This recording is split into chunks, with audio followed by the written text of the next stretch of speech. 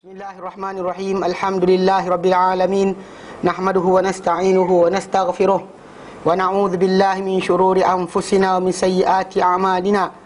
Man yahdihillahu fala mudhillalah wa man yudlilhu fala hadiyalah. Asyhadu an la ilaha illallah wa asyhadu anna Muhammadan abduhu wa rasuluh. Allahumma salli ala Muhammad wa ala ali Muhammad kama sallaita ala Ibrahim wa ala ali Ibrahim. وبارك على محمد وعلى آل محمد كما باركت على إبراهيم وعلى آل إبراهيم في العالمين إنك حميد مجيد رب اشرح لي صدري ويسر لي أمري واحلل عقدة من لساني يفقهوا قولي أما بعد. Alhamdulillah, kita bersyukur kepada Allah kerana dapat lagi bersama untuk kita meneruskan kelas pengajian kita berkenaan dengan tafsir. Mana kita sampai hari itu pada ayat yang ke-12 surah Al-Mumtahanah. Yang kita habiskan tajuk berkenaan dengan bai'ah atau perjanjian yang diambil Rasulullah SAW ke atas golongan wanita, dan juga ke atas sebahagian itu lafaz kepada sebahagian para sahabat. Janji Nabi barui pada mereka, minta mereka buat perjanjian berkenaan. Macam kita adalah benda tu sahih haram dah. Yang wajib itu wajib, yang haram itu haram. Confirm dah. Tapi melafazkan perjanjian tadi itu akan lebih memperingatkan kita. Mana every time seorang tu buat kan, saya berjanji, maka secara tak langsung jiwa dia akan kuat. Dan kita bincang itu Rasulullah SAW ada menambah daripada apa yang dapat Quran tadi, ikut kepada wanita-wanita yang berbai'ah. Ada yang Nabi kata jangan meratap ketika kematian dan sebagainya. Dan kita kata benda berkenaan, kita kata Rasulullah SAW ada minta kepada mereka untuk melafazkan benda tersebut. Walaupun mereka ni kita kata itu sebagai tambahan sajalah, tambahan kepada apa yang Nabi minta kepada mereka. Ada Nabi SAW minta kepada mereka ni buat baik ke baik saja dan sebagainya, tak ada sebutlah benda baik itu apa, ma'ruf itu apa. Baik, sambung hari ni ayat ke-13. A'udzu billahi minasy syaithanir rajim. Ya ayyuhalladzina amanu la tatawallaw qauman ghadiballahu 'alaihim qad ya'isu minal akhirati kama ya'isal kuffaru min ashabil qubur. Ini ayat terakhir surah ni. Ya ayyuhalladzina amanu, hai orang beriman, la tatawallau qauman ghadiballahu alaihim, yang kamu memperwalikan, membuat sokongan, tak setia dan sebagainya kepada satu kaum ghadiballahu alaihim yang telah murka ke atas mereka. Qad ya'isu minal akhirati kama yasil kuffar min ashabil qubur. Mereka telah pun hampa terhadap akhirat macam mana hampanya orang yang kafir yang ingkar terhadap penghuni-penghuni kubur. Yanha tabaraka wa ta'ala, menegah Allah tabaraka wa ta'ala, menegah Allah tabaraka wa ta'ala, okey, an muwalatil kafirin fi akhir hadhihi surah.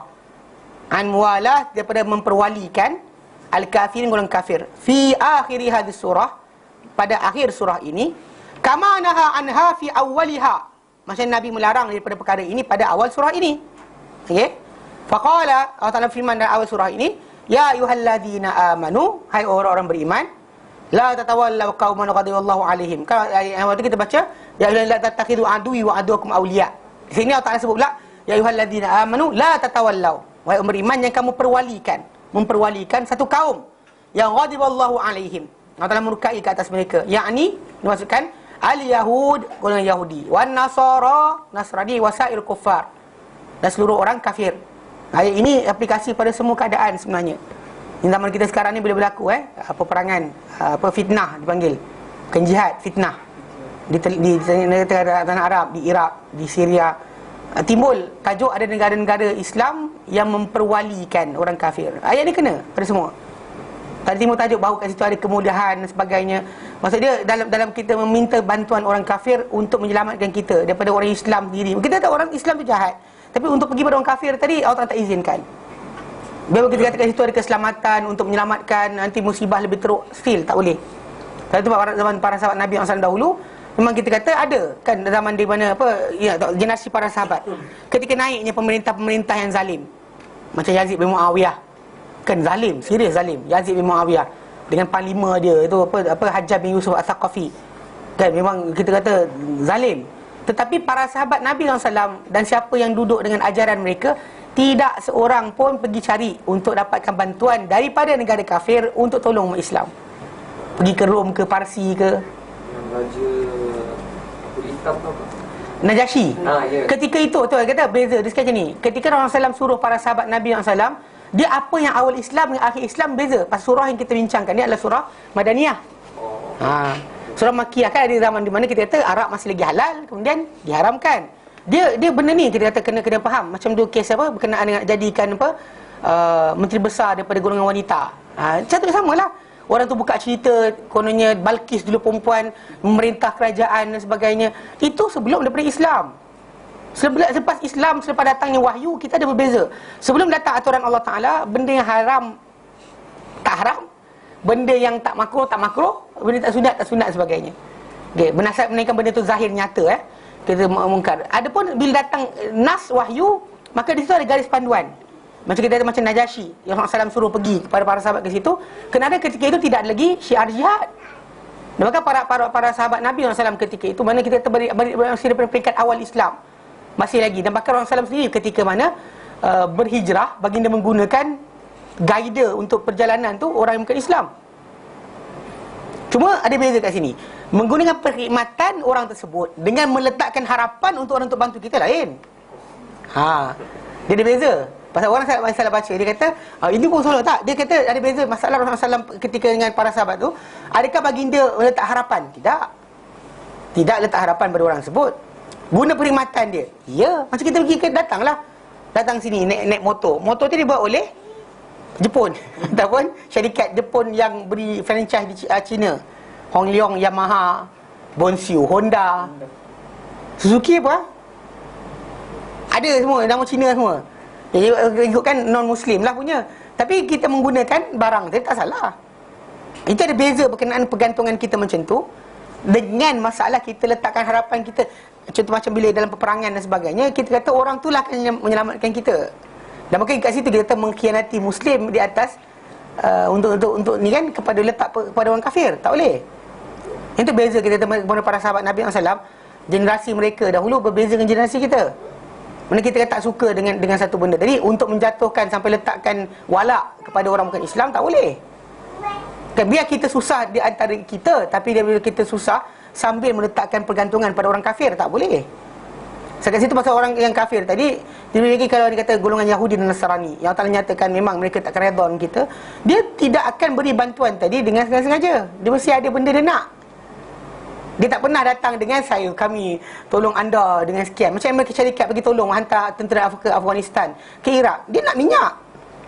Bahkan negara yang dia tolong tadi kena bayar pada dia ikut kepada kadar berapa banyak yang dihantar. Macam ketika dia buat serangan ke Libya. Macam tu juga. Dia nakkan bayaran balik. Bila negara tak stabil, dia tak dapat bayaran. Dia akan cuba wujudkan government yang akan menyalurkan kekayaan negara tadi untuk dia ambil balik. Itu je cerita dia. Mana pernah dia pergi free? Saja ni pun bayar. Tak ada. Semua free, semua kena bayar. Macam Korea Selatan dahulu, ketika dia kata berhutang kan, hutang dia timbul bukan sebab dia habis duit, dia pergi beli barang, tak. Sebab dia kena biaya tentera Amerika Syarikat yang datang melawan tentera North Korea untuk bagi pihak orang. Tak pernah datang free Mana diorang? Itu pasal dia ada beza. Tak akan terangkan lepas ni apa benda kisah mereka ni. Pasal mereka tak pernah sekali-kali letakkan pengharapan. Kita Muslim, kita harapkan contoh macam apa saja kita dapat. Tak dapat banyak sangat dunia, tak ada masalah. So kita ada harapan pada Allah Ta'ala lebih besar banding dengan harapan kehidupan manusia. So golongan ni dia nakkan barang duniawi saja. Pasal diorang ni Allah Ta'ala terangkan Dia kata yang ni al-Yahud dan Nasara wasal kufar. Mimman, yang mereka ni mimman di kalangan orang-orang yang ghadiballahu alaihi, yang telah murka ke atas mereka, ke atasnya. Wala'anahu, dan laknat dia. Wastahaqqa minallahi tardi wal ib'ad, yang layak mereka ni daripada Allah Ta'ala ni pengusiran dan juga penjauhan. Allah Ta'ala usir dan juga jauhkan. Datang kita ambil orang tu untuk rapat dengan kita. Okey. Fakaifa tatawallawnahum, maka bagaimanakah kamu memperwalikan mereka? Wa tattakhidunahum asdiqa'a wa akhilla, yang kamu ambil mereka sebagai teman-teman dan juga kawan-kawan rapat. Kawan-kawan rapat. Wa qad ya'isu minal akhirah, sedangkan mereka telah hampa daripada hari akhirat. Mereka hampa terhadap akhirat. Mereka tak ada tajuk akhirat mereka ni. Mereka qad ya'isu bil akhirah. Mereka telah hampa dengan akhirat. So masa dia tak pernah ada harapan, contoh macam kita sekarang kita tolong orang. Atas nama kita percaya akhirat, tak dapat apa daripada dia pun kita tetap tolong. Sebab tahu akhirat itu adalah ganjaran yang besar. Tak perlu pada dia pun. Bahkan dalam Al-Quran Allah nyatakan dalam surah Al-Insan dan Allah kata innama nut'imukum liwajhillah. Ini kami beri makan kepada kamu liwajhillah, kerana wajah Allah. La nuridu minkum jazaan wala syukura. Kami tak nak daripada kamu sebarang balasan atau sebarang terima kasih. Itu syiar umat Islam. Kita sentiasa buat apa benda di dunia ini untuk akhirat. Sayang kita untuk supaya tak dapat akhirat. Makan kita sebagai untuk akhirat. Kalau orang tu faham akhirat, maka tak ada masalah. Ada barang, tak ada barang, kita senyum, tak ada masalah. Minyak naik pun kita senyum, sebab kita yakin akhirat tu ada. Tak faham tak pasal konsep harga barang kan? Zaman Nabi dahulu kan, bila kita dalam Sunan Tirmizi kan, bila para sahabat Nabi SAW pernah kata apa? Dia kata, ya Rasulullah, wala si'ar, kan hari barang naik, sa'ir lana, buat harga untuk kami. Kan Nabi kata apa? Nabi kata, innallaha huwal usa'ir al-khafidu al-basitu ar-razzaq. Nabi kata Allah Ta'ala itulah, dialah yang apa? Dialah yang meletakkan harga, yang merendahkan, yang meninggikan, yang memberi rezeki. Yang beri rezeki. Memang kita kata dekat sini tanggungjawab itu ada. Atas, betul kata, atas tajuk kita, orang bohong kita, khianat kita, Allah Ta'ala akan tanya nanti. Kita sendiri dengan Allah Ta'ala yang putus. Kita marah orang tu, kita lupa yang beri rezeki pada kita. Kan kita sebut itu, tak ada siapa boleh sekat rezeki kita, tak ada siapa boleh halang rezeki kita, walau dia buat cara macam mana sekalipun.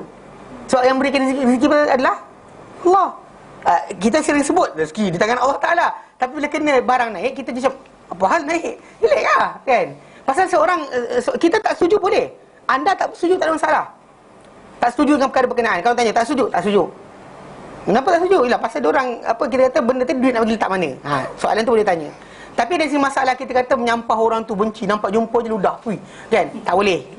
Sebab apa? Sebab kita sekarang ni kena faham, yang memberikan ruang untuk orang berkenaan kacau harga barang ke tak kacau barang, Allah Ta'ala.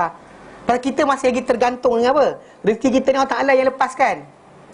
Banyak ke sikit dia yang berikan. Jangan kita lupa bab tu. Sebab kenapa kita tak perlu marah. Bahkan bila kita kena faham pula, duit kita lebihkan, kita habiskan untuk kenderaan kita, yang kita gunakan untuk kebaikan. Kan Nabi kata, wa fi budi ahadikum sadaqah, pada kemaluan seorang kamu ada sedekah. Kan bila sahabat orang miskin datang jumpa Rasulullah, dia kata, ya Rasulullah, orang kaya mereka solat macam kami solat, puasa macam kami puasa, mereka jihad macam kami jihad, dan mereka ada harta untuk sedekah, kami tak ada harta nak sedekah. Kan Nabi kata, bangun pagi seorang kamu daripada 360 sendi, dia ada sedekah. Kan dia tolong susah sedekah, zikir sedekah. Last sekali Nabi kata, wa fi budi ahadikum sadaqah, pada kemaluan seorang kamu ada sedekah. Kan sahabat kata, dia kata, ya Rasulullah, ayati ahaduna syahwatahu walahu biha ajr. Adakah seorang dengan kami datangi hawa nafsu dia sendiri, tapi ada dapat pahala pula? Atau Nabi kata, apa pendapat kamu? Kamu nampak tak kalau dia letak pada yang haram dapat dosa? Sahabat kata, ya. Begitu bila letak pada yang halal, dia dapat apa? Pahala. So macam duit kita beli barang yang tak elok, dapat dosa. Infak untuk belanja kehidupan kita, soalan, dapat apa? Pahala lah. So senyum je lah, masalah dia. Kan, life goes on. Kan, life goes on. Itu saya tajuk dia, itu orang pening kepala. Pasal beza dia percaya akhirat itu menjadikan seorang Muslim tiap hari senyum. Dia tak ada masalah, bang, senyum, Alhamdulillah. Keluar lebih 20 sen, Alhamdulillah. Kurang 20 sen, Alhamdulillah. Dia tak ada masalah. Pasal apa? Pasal dia tahu setiap sen dia keluarkan, sampai akhirat dia jumpa balik. Kan kita kata tu, Nabi kata bahawa benda yang kita makan, apa kita makan, kita habiskan, kita pakai, kita lusuhkan, kita sedekah, simpan akhirat. Itu harta kita. Simpan dalam bank harta kita. Kita mati jadi hak waris kita punya. Kalau kita sedar konsep ini, kita tak ada masalah untuk bekerja baik. Lebih masa pun tak ada masalah. Betul tak? Every time kita kerahkan tenaga kita, kita tahu simpanan sana. Kan, waktu sini, simpan sana. Letih sini, simpanan sana. Lebih duit infak sini, sampai sana. Dia bukan jadi masalah. Tapi bila orang tu tak faham akhirat, ni masalah dia. Sebab Allah Ta'ala kata, kenapa korang kan, ambil orang kafir yang telah hampa daripada akhirat, ya'isu minal akhirati, mereka telah hampa daripada akhirat, tak ada rasa akhiratnya akan ada. Jadi golongan tu sebab kenapa bila orang-orang Kristian ke Yahudi ke, bantuan diberikan, perhati betul-betul ke mana pergi. Dia datang dia buat bank dunia, kami nak bantu anda supaya menjana ekonomi anda. Tak, dia bukan nak jana ekonomi, dia nak menjaga. Dia bukan datang untuk tolong kita, dia datang untuk menjaga. Itu ada beza dengan tolong. Itu memang dia niat dia untuk itu. Macam setiap kali mana macam diorang hantar bantuan sebagainya, tak ada free tidak ada free. Semua benda tu ada di belakang dia tadi akan benda sekian. Berapa banyak nanti kena bayar balik, berapa banyak revenue negara tadi akan berada pada hasil. Tu kadang negara-negara miskin terus miskin. Sebab setiap kali mana bantuan datang, benda tu ada tag, ada nilai dia.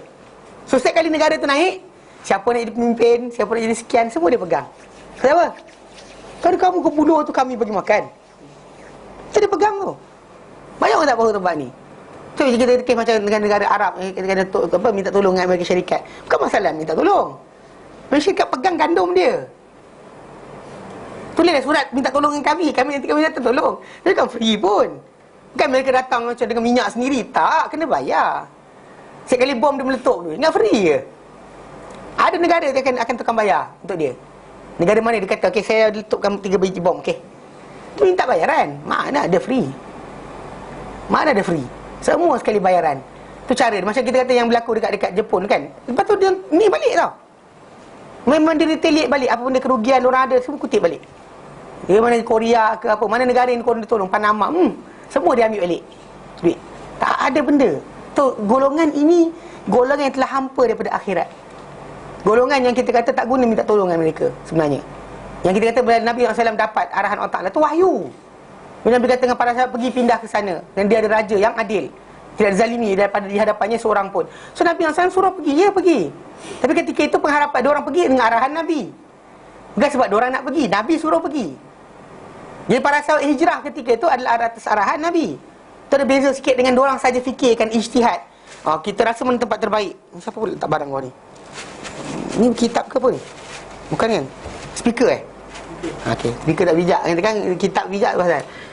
So dia memang ketika waktu berkenaan, memang diorang ketika tu patuh arahan Nabi. Selagi Nabi tak suruh lawan, dia tak lawan. Kan nampak tak? Dia tak ada jihad, tak ada apa, tak ada. Nabi suruh lari. So pindah-pindah. Diorang pindah di atas arahan Nabi SAW.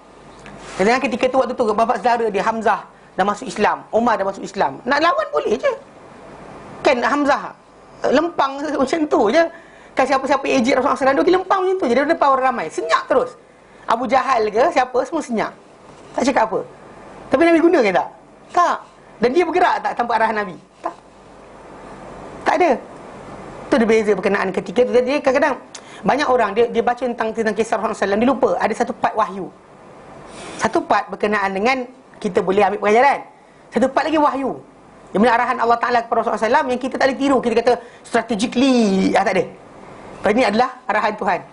So bila berjalan dengan aturan Allah Ta'ala, itu ada beza. Kita betul kena sekian-sekian, tapi Rasulullah SAW bila arahkan, itu adalah wahyu Allah Ta'ala. Banyak negara lain boleh hantar, tapi Nabi tak hantar. Situ Nabi hantar. Afrika pula tu kan, bukan. Kalau seorang Arab ketika zaman berkenaan pergi dengan orang Afrika ni low class banding dengan mereka. Sebab bila Abrahah dulu dia nak musnahkan Kaabah daripada Habsyah, dan mereka ni lepas kalah, hamba-hamba yang kalah peperangan ketika mana tu kan, dijual. Tentera Abrahah tu dijual. Mana yang tak mati dijual. Itu sebab tu kita tengok orang kulit hitam jadi hamba di tanah Arab sebahagiannya sebab itu je. Bukan sebab diorang ni ditangkap macam ya Allah, macam mana Kunta Kinte punya cerita. Tak ada. Kalah perang, ya. So, jadi yang satu generasi tau, beberapa generasi dalam di tanah Arab ni yang kulit hitam tadi, dia punca daripada zaman Nuh, zaman Abrahah tu. Kalah perang, take over, semua sekali dijual. Yang tu jadi kes jualan hamba tu berlaku, betul tak? Pasal orang Arab dia tak hamba tu tak jadi dengan susukati, jadi dengan peperangan, atau jadi macam Salman Al-Farisi dijual dalam perjalanan. Itu kisah. Lain tak ada. Jadi memang kita tak boleh, sebenarnya tak boleh letakkan diri kita pada mereka ni. Memang mereka tidak ada sebarang niat untuk tolong kita. Mungkin dia nak ambil faedah je.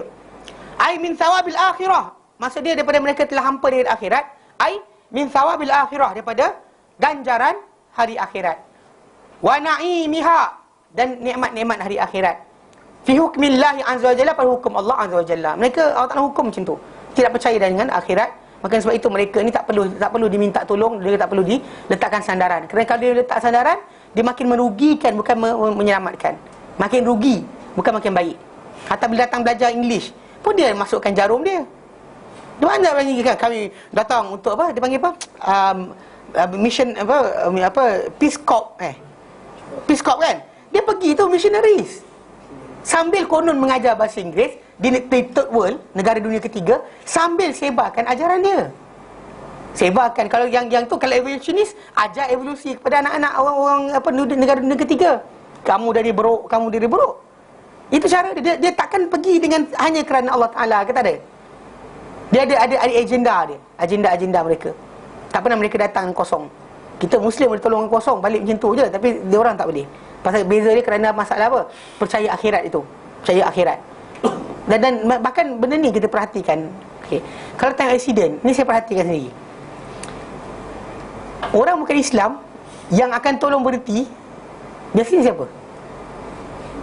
Kalau orang accident yang akan ada niat nak berhenti, siapa kira bangsa Cina, India. Kenapa India? Sebab dia percaya karma. Dia percaya karma. Dia percaya kalau dia buat baik sekarang, nanti hidup satu lagi dia kan. Dia sebab itu dia dipanggil benda yang dipanggil apa? Pendorong untuk orang tu buat baik tanpa sebarang balasan. Perhatikan kat Malaysia. Saya perhatikan kalau jatuh kan, yang akan tanggung berhenti kan, India. Yang sanggup tolong dan sebagainya. Dia macam dia tergerak nak kata dia belajar agama tak. Kan? Kadang kongsi gelap pun ada. Tapi dia nak berhenti sebab dia percaya karma. Dia ajar doktrin dia karma. Kamu buat baik sekarang, kamu lahir nanti dapat elok. Dia ada idea macam tu. Kalau macam orang Cina tak ada, semua mati masuk neraka. Tak ada masuk syurga. Semua mati mesti masuk neraka bagi mereka.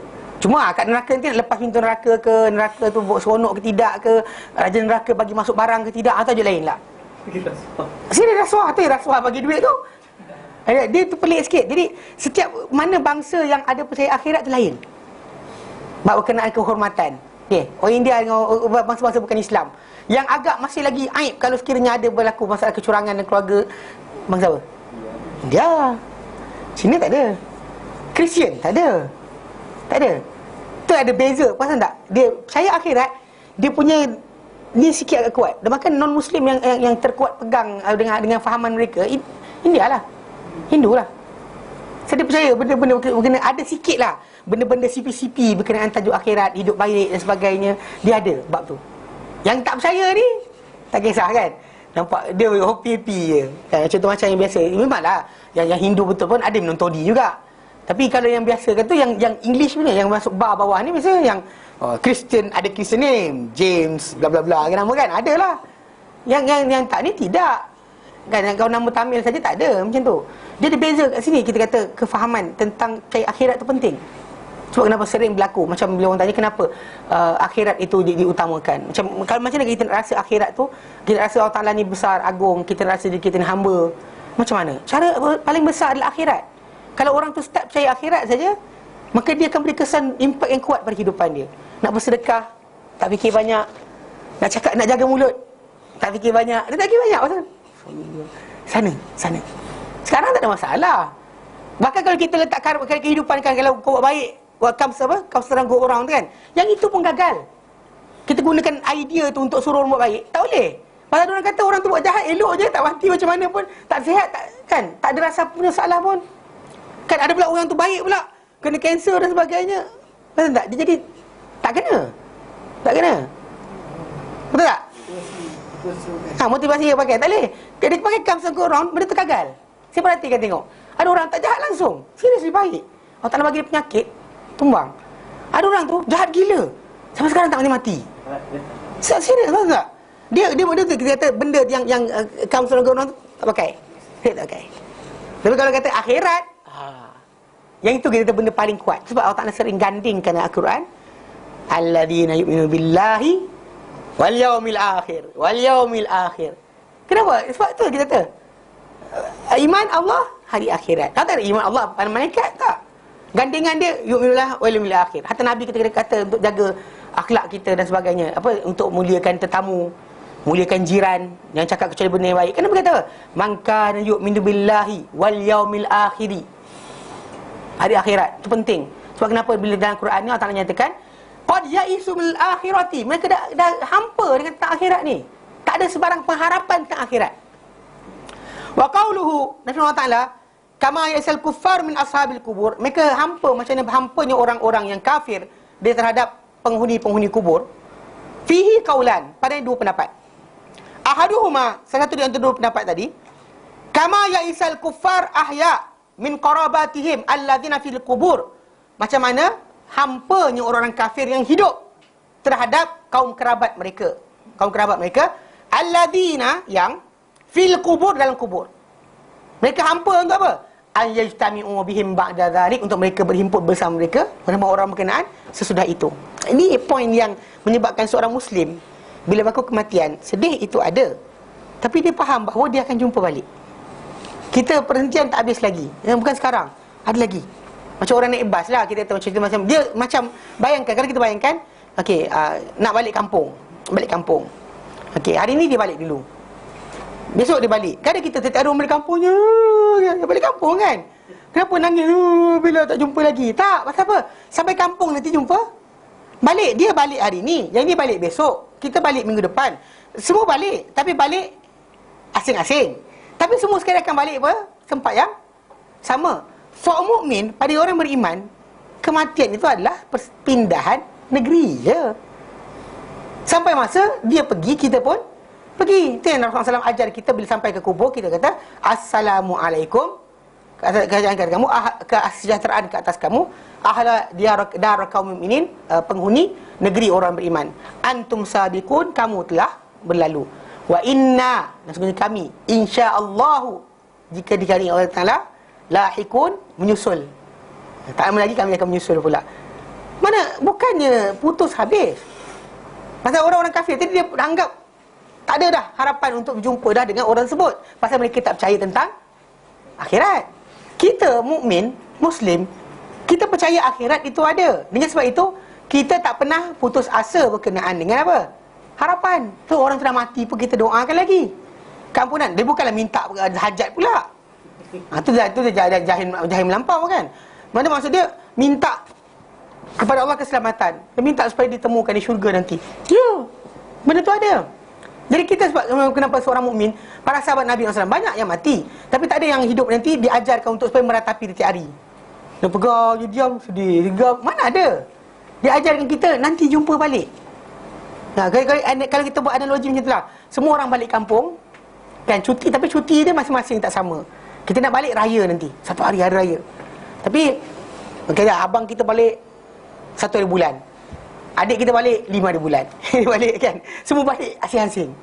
Kita ada macam nangis kenapa dia balik awal. Tak soalan, nanti kau balik tak? Balik juga. Habis jumpalah kat sana. Sebenarnya macam tu. Kematian hanyalah perpindahan untuk sampai ke sana. Setiap orang yang percaya akhirat itu ada, dia tak pernah bimbang sangat berkenaan dengan kematian. Macam dia bimbang akan jumpa Allah Ta'ala dalam keadaan berdosa. Ya. Bimbang tak jumpa orang lain? Tak. Kita akan dikumpulkan balik dengan orang yang kita sayang. Dijumpakan, bahkan dengan Rasulullah SAW kita akan ditemukan. Jika layaknya kita, kan kita layaknya kita akan jumpa dengan Rasulullah SAW yang kita sibuk dengan syariat baginda. Kita akan jumpa baginda nanti. Tak ada kita macam meratap kat sini, tak payah meratap kat sini. Kita tahu kita akan pindah. Cuma dia pergi dulu, kita pergi kemudian. Tu je. Bas hari lain-lain, tiket dah habis. Ni bukan tiket dah habis, tiket dah tetap dah. Dapat dah tiket masing-masing. Pukul berapa balik, pukul berapa bas, semua. Mungkin dia ni awal, mungkin dia ni awal, semua adalah tiket masing-masing. Itu je. Mana dunia ni bukan tempat selama-lamanya, ia tempat persinggahan sahaja. Anda akan balik. Yang sebab itu kita kata seorang mukmin yang percayakan tentang akhirat, dia tahu orang yang mati tadi bukan mati saja, dia pun akan mati juga. Dan orang tu pergi ke akhirat, dia pun akan pergi ke akhirat juga. Orang tu alami dihimpit dalam kubur, dia pun akan dialami juga, mengalami benda yang sama. Mana ada orang manusia tak mati? Manusia Allah Ta'ala sayang, para anbiya Allah Ta'ala matikan. Allah Ta'ala matikan. Ini kan pula kita, pasti akan mati. Jadi kita kata secara tak langsung, bila Allah Ta'ala berikan bayangan, macam mana orang-orang yang kamu sibuk nak ambil untuk jadi berikan apa sokongan, kasih sayang, pertolongan dan sebagainya, kan, apa taat setia. Orang-orang ni tadi telah putus asa dari Allah Ta'ala, putus asa daripada daripada akhirat. Tak ada kaitan mereka akhirat, tak ada rasa mereka tentang akhirat ni, dan mereka pasti akan buat kerja apa-apa untuk kamu dengan habuan duniawi. Habuan duniawi. Maka mereka suka kamu perangai macam mereka. Bukan masalah kita katakan macam zaman kita sekarang ni, orang kafir, kita kata masalah kacau kan. Kita kata umat Islam nak semayang ke dan sebagainya, tak kacau diorang pun, betul tak? Tapi dia ada masalah sikit. Ada sikit masalah. Masalah dia adalah pasal diorang nampak keadaan kita ni, umat Islam ni, panggil apa, terlampau pious. So, terlampau pious, terlampau soleh. Kena tak tengok. Benda ni bukan kita cakap, Allah Ta'ala nyatakan dalam Quran. Sebut berkenaan tajuk ni dalam surah Al-Baqarah. Allah Ta'ala nyatakan tentang tajuk ni dalam juzuk yang pertama. Allah Ta'ala nyatakan tentang orang-orang ni dalam surah Al-Baqarah. Surah Al-Baqarah Allah Ta'ala nyatakan, ma yawaddul ladina kafaru min ahli kitab. Ma yawaddul ladina kafaru min ahli kitab. Ma yawaddul ladina kafaru min ahli kitab. Kan lepas ni kes dekat dah. Okey. Surah Al-Baqarah 105. Allah tak nyatakan, ma yawaddul ladina kafaru min ahli kitab. Ma yawaddu, tak suka. Alladina kafaru min ahli kitab, orang yang kafir kan ahli kitab. Walal musyrikin, dan tak juga orang musyrik. Tak suka apa? Ayunazzala alaikum min khairin min rabbikum. Diturunkan atas kamu dari Tuhan kamu, diturunkan ke atas kamu dari Tuhan kamu sebarang kebaikan. Mana sebarang apa? Wahyu. Kalau mereka tak suka, turun wahyu tu mereka benci.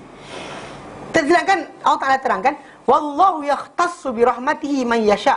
Allah lah yang mengkhususkan, menentukan dengan rahmatnya. Itu rahmat Allah Ta'ala pada besar adalah wahyu. Dia tentukan siapa yang nak bagi. Walladina wallahu dzul fadlil azim. Allah Ta'ala punya kelebihan yang agung. Dia nak bagi siapa, itu hak dia. Tapi orang-orang ahli kitab dia tak suka. Itu macam kalau kita ikut sekarang ni, diorang contoh macam umat Islam tak nak minum arak, macam Oktoberfest ni kan. Orang sibuk Oktoberfest sebenarnya, bukan pest kan. Yang sibuk sekarang ni sebenarnya lama dah. Macam kita depan ni sepah buat, dia suruh kemah dulu. Pukul 6 petang, sebelum 6 petang tu dia bagi air arak free. Yang agak sikit, yang sensitif tu ketika tu, ada di kalangan bartender tu, budak sekolah lintas dia bagi tawarkan. Tu kurang ajar lah. Yang tu kecoh kan, kita buat aduan ke DBKL. Tahun ni tak tahulah DBKL buat macam mana. Dia DBKL tengok siapa kepala dia. Datang kepala dia jenis pegarang sikit, nak buat tindakan, dia buat tindakan. Ni masalah penguasaan. Bukan kerja kita. Kerja kita sampaikan maklumat, bagi tahu apa jadi sebagainya. Memang sebenarnya tak logik pun tempat ni kat sini. Kan macam kawasan saya tengok sekarang Taman Tun macam orang dia suka mabuk ke. Ni ujung ni kan akan buka pula. Ujung sekali kan. Ujung sekali tu nak buka dah, tak lama lagi. Ni ada dia tawarkan dah. Bartender. Kan? Tak ada kebaikan pun. Mana ada bangsa kat dunia ni yang suka karak sebenarnya. Tak ada siapa suka kan. Tapi bila bangsa lain tak buat, diorang buat, diorang tak suka.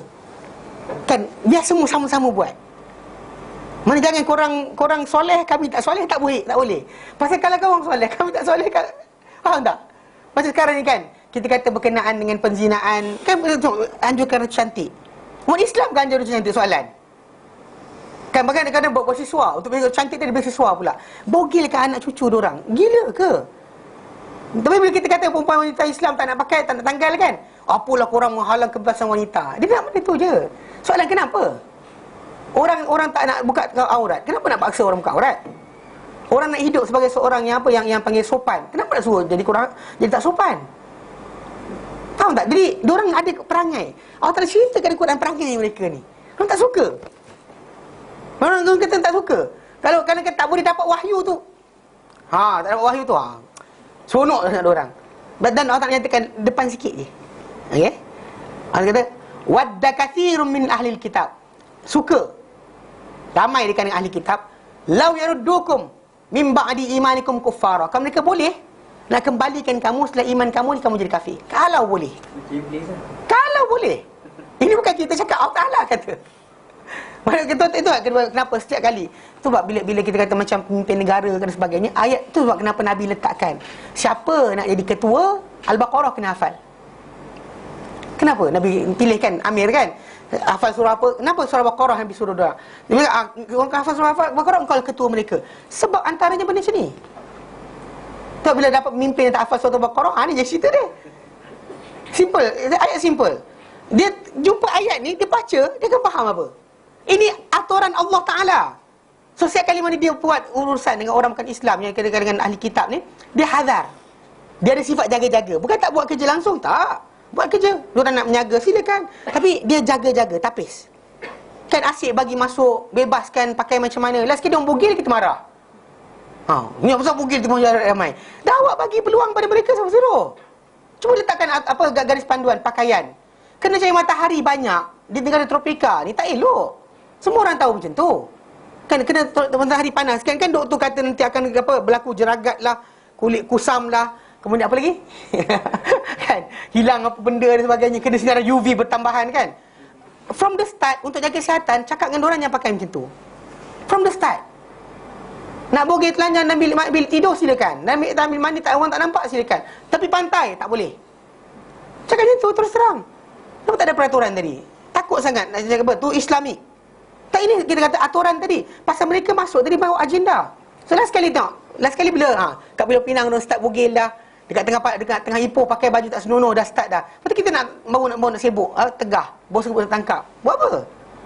Kita bagi peluang pada benda macam ni salah sebenarnya. Sebab kenapa bila Al-Quran kata wadda kathir min ahli kitab, suka banyakkan ahli kitab ni, law yaruddukum ba'da imanikum kuffara, mereka nak kalau boleh kembalikan kamu setelah iman kamu kafir. Ini memang aturan Allah Ta'ala letakkan. Ini guidance Allah Ta'ala. Tapi jangan tapi. Takkan Allah Ta'ala ada tapi lagi. Nak tapi dengan manusia silakan.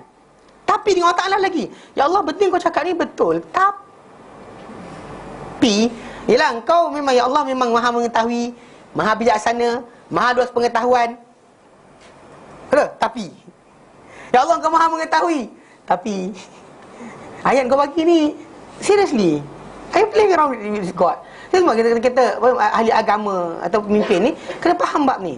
So dia kata Allah kata wadda kathirun min ahli kitab, suka banyak di kalangan ahli kitab. Mungkin bukan semua, tapi banyak di kalangan mereka nakkan. Min ahli kitab law yaruddukum min ba'di imanikum kuffara. Kan mereka boleh balik kan? Kamu lepas iman kamu ni jadi kafir balik. Kenapa mereka nak macam ni? Hasad min indi anfusihim, daripada diri mereka, min ba'di ma tabayyana lahumul haq, setelah menyata pada mereka ni kebenaran. Itulah mereka yang nak sangat. Allah Ta'ala kata apa? Buat tak layan je lah. Fa'fu wasfahu. Maafkanlah. Buat tak tahu dengan mereka. Jangan sibuk tentang mereka ni. Wasfahu dan ni, maafkanlah. Hatta ya'tallah bi amri, sehingga Allah Ta'ala datangkan dengan hukuman dia. Inna Allah ala kulli syai'in qadir. Dan Allah Ta'ala kata satu maha berkuasa. Ini Allah Ta'ala berikan arahan. So dari konsep ini yang kita kata banyak orang yang tak nampak kan, benda ni adalah benda garis panduan Allah Ta'ala. Bahkan dalam ayat-ayat awal ni, surah Al-Baqarah ni adalah ayat berkenaan dengan muamalah golongan Yahudi dengan Muhammad SAW. Dia ada konsep ini bahagian ni diorang dengan Rasulullah SAW. Mereka kata apa, mereka cakap apa dan sebagainya.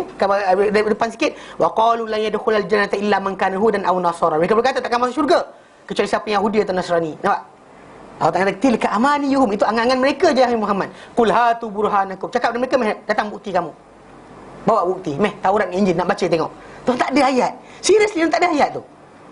Dia tak ada ayat berkenaan kata yang akan masuk syurga hanya Yahudi. Akan Nasrani, tak ada. Dia tak ada ayat tu. Sebab kenapa bila orang cakap macam tu kan? Allah Ta'ala kata kepada Rasulullah SAW, Qul hatu burhanakum, katakan kepada mereka, bawa di sini datang bukti kamu. Nak tengok Taurat dan Injil kata macam tu. Tak ada. Ini dalam ayat-ayat yang kita baca ni, yang saya petik-petik ni supaya nak bagi tahu tentang macam mana konsep berkenaan dengan mereka ni tak boleh jadikan teman rapat.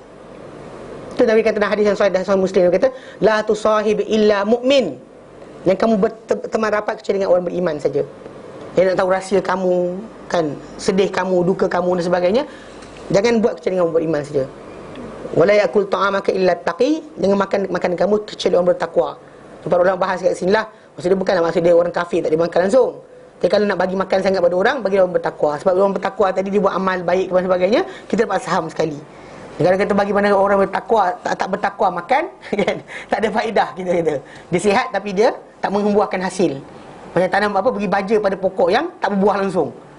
Pokok tak berbuah, kita bagi baja macam-macam. Daun tak lebat, buah tak ada, bunga tak ada.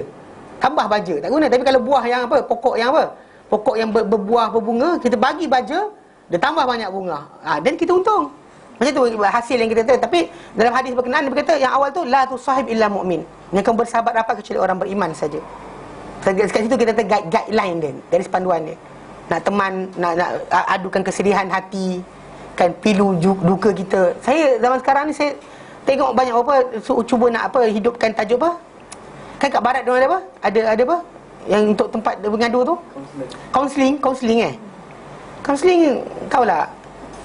Adalah kadang-kadang manusia ni bila kita bagi tahu lepaskan perasaan pada satu benda, satu orang lain, dia lapang dada dia sikit. Tapi dalam masa yang sama sebenarnya tak selesai masalah. Sebab masalah tak pernah berhenti. Kaunselor ada masalah. Kaunselor sendiri pun ada masalah. Mana ada kaunselor tak ada masalah kan? Bimbing peribadi dan sebagainya sama je. Ada kaunselor ada masalah keluarga sendiri pun. Kadang-kadang benda ni beza. Pasal dalam Islam kalau kita kata pada ahli agama, kita minta nasihat, dia pandu kita pada Quran. Bukan pandu diri dia. Dia pandu pada Quran. So jadi kalau orang tu follow Quran, bukan follow dia. Beza dengan kalau ada kaunselor tadi, dia akan berikan panduan. Jadi orang tu macam desperately pada kaunselor tadi. Dulu orang buat PRS, Pembinaan Rakan Sebaya, gagal. Sekali bukan Pembinaan Sebaya, dia berkapal pula. Kayak PRS tadi. Pembinaan Sebaya tak ada sebayanya apa, dia pun budak, dia nak bimbing budak apa. Kononnya kawan-kawan ni boleh mempunyai influence yang baik. Mana ada. Ngarut je. Kan? Kawan-kawan lah, bukannya menjadi pembimbing. Jadi Pembinaan Rakan Sebaya, lain sekali jadi power dia. Tak senonoh tu. Dan sekali jenuh lah. Ini salah kita kata. So kenapa tajuk tentang mendapatkan faedah, kebaikan dan sebagainya, letakkan kepercayaan kita hanya kepada orang beriman, tidak kepada orang yang kafir, tidak kepada orang yang Allah Ta'ala murkai. Allah Ta'ala murka pada mereka, kita minta nasihat pada mereka. Ini masalah lah. Amat pelik. Contoh macam orang tu baca buku-buku perpanduan Inggeris. Contoh macam mana? Dale Carnegie yang dia baca berkenaan how to influence people, dapat kawan. Buku tu sering ada ustaz kita pun suruh baca. Saya kata masalah orang ni pertama sekali dia kaji tentang kisah hidup dia bunuh diri. Dia bunuh diri. Dia kan saja dia kata dia bunuh diri. Mati bunuh diri. Tapi dia sibuklah beri panduan pada orang dan sebagainya. Dan satu benda lain, dan masalah sekarang ni, dia punya idea tadi bukan akhirat. It's about karma, it's about contoh macam dia apa, ESQ kan, dia buat jadikan jujur, amanah supaya kita naik pangkat. Bukan berkenaan masalah akhirat. So memang diorang pun memang kita tahu berpaksikan kepada keuntungan. So dia akan janjikan untuk setiap kali kita patuh Tuhan, untung kita banyak. Dalam Islam anda tak dijanjikan macam tu. Maka Nabi kata pada hadis Nabi, dalam hadis Nabi kata tentang penyaga yang baik, yang jujur. Nabi kata apa? At-tajirus as-sadiqul amin. Seorang penyaga yang jujur, benar lagi amanah. Apa Nabi janjikan? Ma'an nabiyyin, bersama para nabi, was-siddiqin, dan orang siddiq, wasyuhada'i was-salihin. Nabi tak janjikan dunia. Sebab ada orang menjaga tapi dia baik jujur, dia tak dapat apa. Pasal kita bukan dunia, ini tempat kita. Kita dapat kat dunia, itu bonus, alhamdulillah. Tak dapat, simpan akhirat. Orang tipu kita, simpan akhirat. Orang khianat kita, simpan akhirat. Sampai akhirat Allah akan tolong keluarkan balik. Kalau kita maafkan dia, sampai kat sana nanti jumpa balik. Jumpa balik kita dengan dia. Akan diadili kita depan orang-orang berkenaan. Tak ada seorang pun kita lepas. Itu yang kata wa faman ya'mal mithqala dzarratin khairan yarah. Mereka buat satu kebaikan sebesar zarah, sebesar semut merah yang kecil tu, yarah, dia akan nampak. Wa man ya'mal mithqala dzarratin syarran yarah. Maksudnya buat kejahatan sebesar zarah juga, kejahatan dia akan nampak. Bila? Di sana nanti. Sini tak nampak. Khianat orang kat dunia tak nampak kan. Tak ada tu yang dekat dahi kita pengkhianat. Tak ada benda. Orang tak kisah. Bahkan lagi licin kulit lalu. Pengkhianat orang, kulit lagi licin. Makin khianat orang, makin licin lah kulit. Dia jadi macam tak ada masalah pun. Yang itu it's his drudge. Allah Ta'ala bagi dia hanyut sampai dia kata menipu, tak ada masalah. Sekian tak ada masalah. Dia rasa tak ada masalah. Tapi akhirat nanti orang yang kena pula, setiap kali dia dizalimi, kita tak ada ajaran Islam. Maksudnya kita serah segala-gala pada orang, tak. Mana orang tu rampas harta kita, biarkan takdir. Tak. Disuruh kita lawan. Nabi ajar lawan. Nabi kata, bila ada seorang lelaki jumpa Rasulullah, dan hadis Sahih Muslim, dia kata, "Ya Rasulullah, ada orang datang nak ambil harta aku." Nabi kata, "La tu'ti." Jangan bagi dia. Kata, "Ya Rasulullah, in qatalani." Kalau dia lawan aku, dia serang aku. Nabi kata, "Qatilhu." Lawan balik.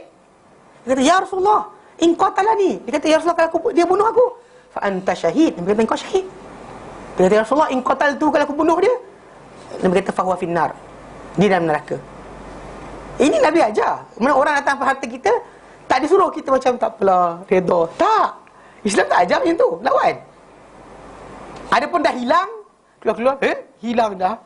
Geram, tak payah. Tak payah geram. Tak payah geram, tak payah marah tak? Tak payah. Tak payah bising-bising dah. Redha. Tapi kalau dia kata benda tu depan mata kita, dia nak ambil, lawan. Tak ada depan kita, dah hilang, tak payah insya-Allah, bila tak payah dah. Ada benda lain orang tak nak ganti. Harap kebaikannya. Ya Allah, berikan kebaikan di balik musibah ini. Tapi yang ketika datang depan-depan, Nabi suruh lawan. Mana benda yang fizikal, luar depan mata kita, ya. Ada luar ada kawasan, tinggalkan, let go. Tak ada masalah. Kan kita dah sampai, dia ambil kan, hilang je. Akhirat dah dah simpanan akhirat anda. Every time 1 sen dia tipu, simpan akhirat. 2 sen, 100 ringgit, simpan akhirat. Tak ada benda yang kita tak ada. Semua Allah akan pulangkan balik. Tak ada di pertimbangan yang terbaik seperti timbangan akhirat.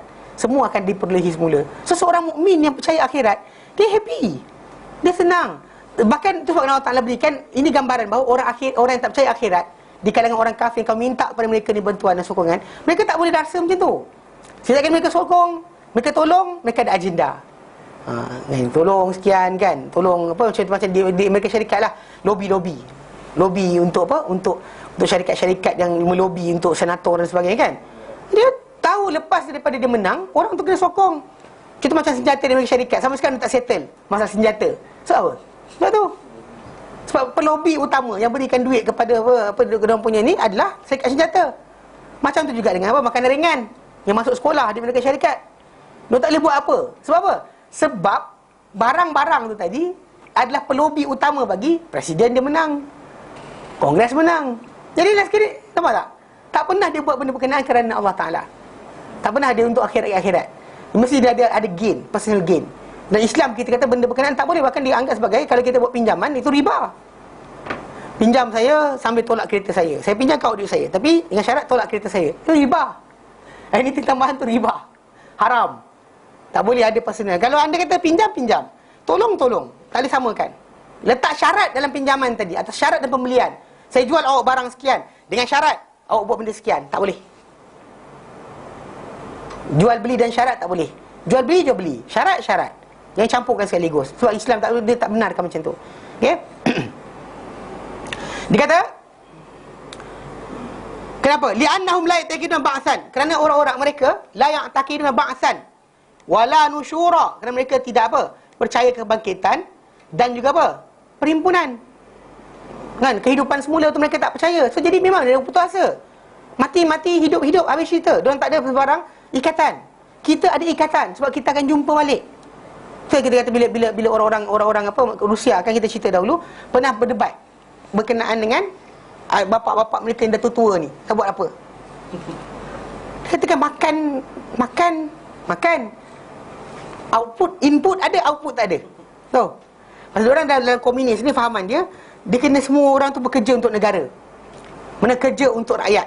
Semua kerja, semua hak milik bersama.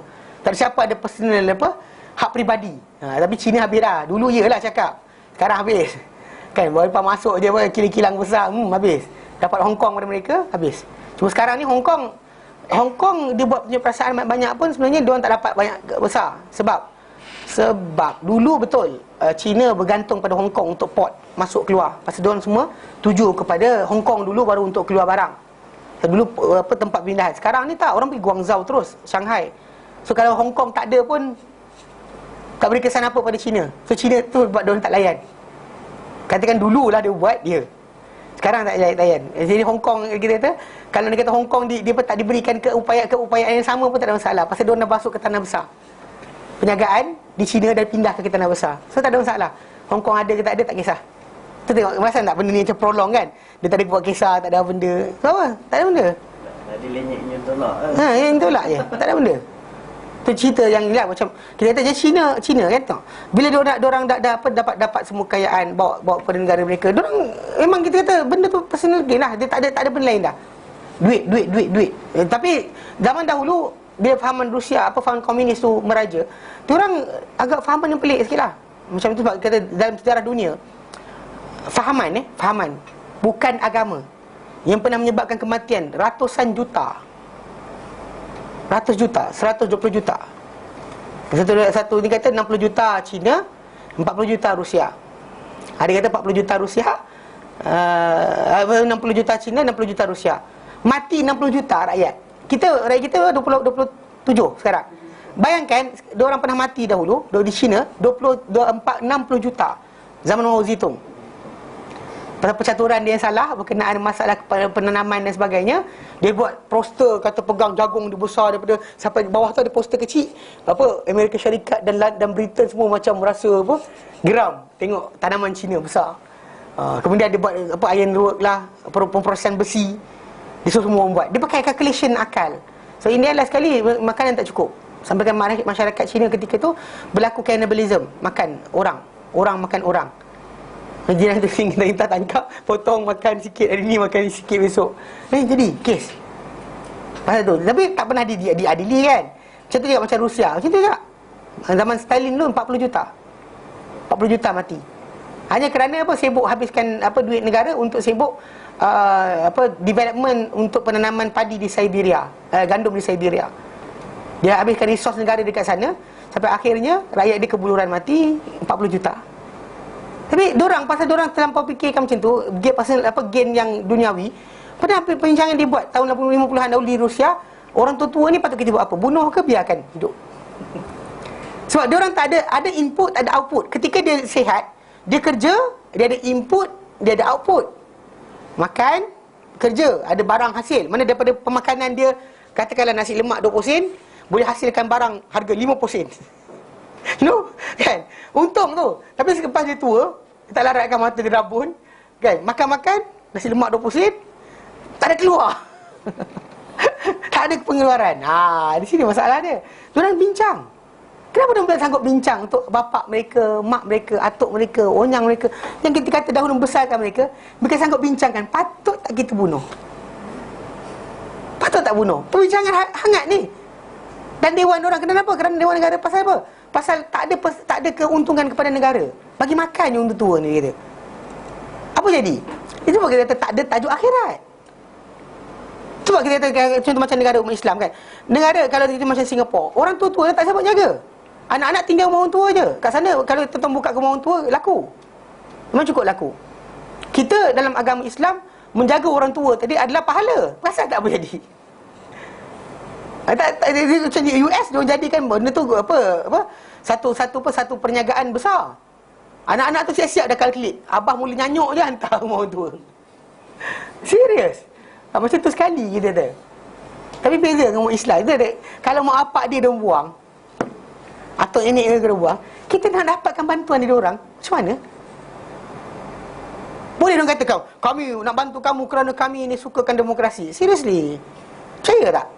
Orang yang buang mak bapak sendiri, mak bapak dia campak ke rumah orang tua, mak bapak dia campak, dia sanggup tak nak tolong kita hanya just because of love. Mana ada. Tu Allah Ta'ala kata qad ya'isu bil akhirati. Mereka dah hampa tentang akhirat.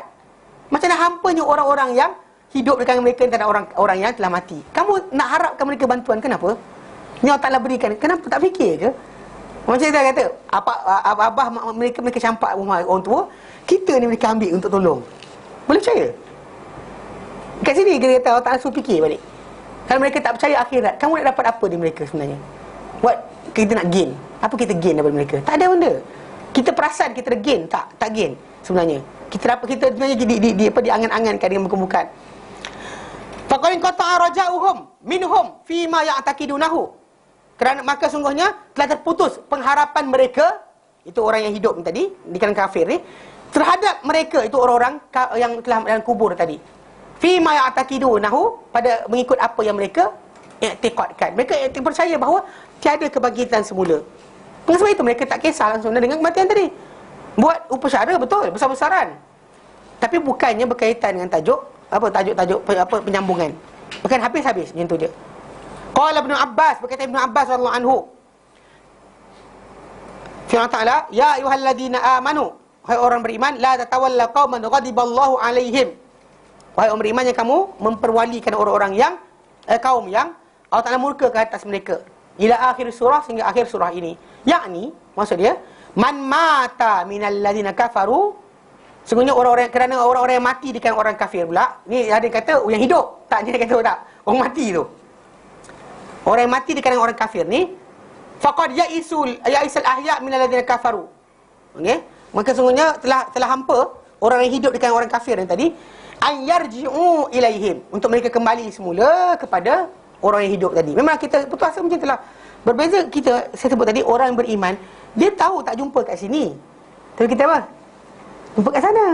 Kan buat analogi balik. Kan bila nampak mati kan, nanti keluarga kita kata, naik bas dah awak, nanti dah bas saya tak datang lagi. Bas lah, naik lagi balik kampung. Semua orang balik kampung kan. Sampai ke kampung jumpa tak? Jumpa lah. Kat sana nanti ada perbicaraan, ada soal jawab. Maka mungkin kita ni dilupakan, dia ingat kita. Kan? Kita ingat kita. Macam kita dalam hadis Sahih Muslim, yang Nabi kata, tu ada, saya tengok dalam WhatsApp ada orang hantar, kalau siapa-siapa mati tu ingatlah kat saya dan sebagainya, panggil.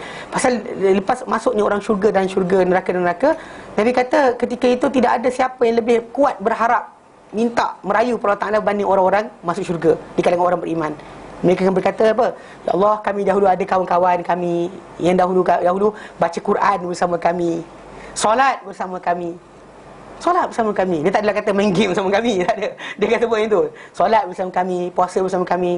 Jadi Allah Ta'ala, dia orang merayu sampailah sekali Allah Ta'ala kata, pergi masuk dalam neraka tu, carilah siapa kamu kenal di kalangan mereka. Masuk. Cari. Mana dia orang yang kita kenal kat dunia dahulu. Masuk dalam neraka orang syurga tadi untuk apa? Keluarkan orang yang dia kenal.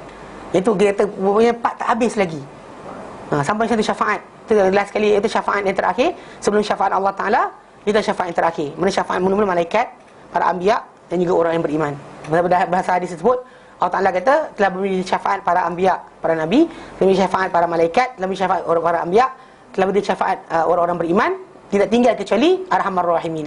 Ketika itulah Allah Ta'ala akan keluarkan satu genggaman daripada neraka makhluk yang tak buat baik langsung, tak pernah buat baik. Allah Ta'ala keluarkan untuk tunjukkan dia maha berkuasa atas sesuatu. Dikeluarkan. Dan makhluk ni tadi, penghuni syurga semua kenal. Dia inilah golongan yang Allah Ta'ala bebaskan dari api neraka, yang dapat syurga paling rendah. Tapi ketika ditanya oleh Allah Ta'ala kepada mereka tentang apa mereka dapat, nak apa lagi, nak lagi tak benda lain, diorang kata, ya Allah, apa lagi kami nak?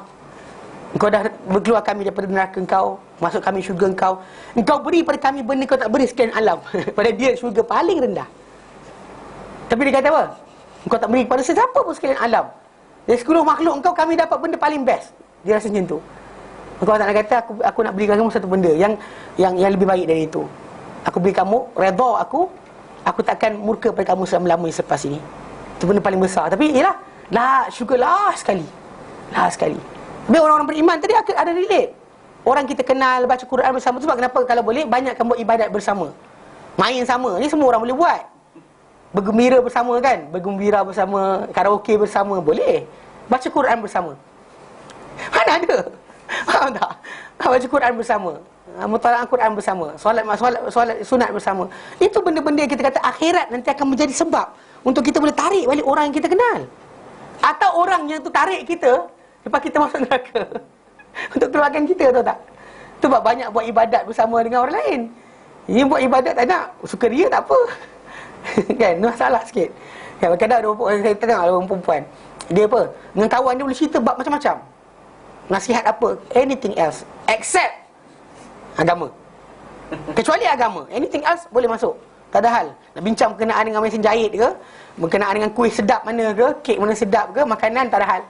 Dan kutuk laki pun tak apa. Tapi bab satu benda je, agama tak boleh. Tu masalah sikit sebenarnya. Nasihat agama ni kena, itu penting. Lebih daripada keluarga kita sendiri dan sebagainya, mulakan. Kita kadang memang malu alah juga nak cakap dengan adik-beradik benda salah, benda betul. Tapi in the end itulah benda kena ingatkan. Ajar mereka sikit demi sikit. Kalau kita kat dunia ni kita ada bersama tadi, akhirat kita akan bersama juga. Kita akan bersama sekali lagi. Sebab kenapa orang beriman dia tak pernah putus asa. Bukan dah mati dah, mati buat maksiat pun mulut kita masih lagi lafazkan apa? Allahumma ighfir lahu warhamhu. Tak putus rahmat, belas kasihan kita, harapan kita pada Allah Taala untuk dia masih lagi tak putus. Kita harapkan supaya macam kalau kita manusia tu dapat mak bapak yang buat maksiat, tak mengkafir tapi buat maksiat, ahli maksiat, tak pernah semayang sebagainya, still doa tu tetap akan dijalankan. Dan kalau tidak, nanti kita ke sana, kita akan jumpa insya-Allah. Tu yang bezanya orang beriman menghadapi kematian dengan orang kafir menghadapi kematian. Beriman dirasakan akan jumpa lagi, tak putus. Tapi yang kafir putus terus. Okey. Dia kata apa? Dia kata qad ya'isal ahya, sungguhnya telah rasa hampa orang yang hidup, minal ladina kafir, kerana orang yang kafir, ayarji'u ilaihim, untuk mereka itu orang mati tadi kembali kepada mereka. Ataupun yab'athahumullah, ataupun membangkitkan mereka semua oleh Allah. Bangkitkan semula mereka ni oleh Allah Taala, Allah Azza wa Jalla bangkitkan mereka. Pun mereka hampa juga. Tak mati takkan boleh hidup balik. Tu masalah. Orang beriman tak? Dia tahu Allah Taala akan hidupkan semula semua sekali yang mati. Tak ada siapa yang akan tinggal. Wa qala Hasan al-Basri, berkata Hasan al-Basri, kama ya'sal kuffar min ashabil kubur, macam mana putus asanya orang kafir terhadap penghuni-penghuni kubur. Qala, berkata Hasan al-Basri, al-kuffarul ahya qad ya'isu minal amwat. Orang-orang kafir yang hidup rasa hampa terhadap yang telah mati. Qala Qatadah, berkata Qatadah, kama ya'isal kuffar, macam mana hampanya, putus asanya orang kafir, ayyarji'a ilaihim, untuk kembali kepada mereka, ashabul kuburil ladina matu, penghuni-penghuni kubur yang telah mati, mereka tak rasa akan kembali balik. Kita tahu kita akan mati dan kita akan bangkit semula bersama mereka. Itu semua permintaan kita yang kita harapkan. Memang kita tahu kita akan bangkit. Cuma masalah sampai sana nanti ada tak link. Boleh sama-sama lagi tidak. Kita tahu mungkin akan sangkut, maka mungkin akan menjatuhkan. Orang tu bukan menaikkan kita, menjatuhkan kita. Ada menaikkan. Contoh macam orang-orang yang mempunyai anak yang kita hafal Quran dan sebagainya, maka dia akan disuruh dia supaya naik.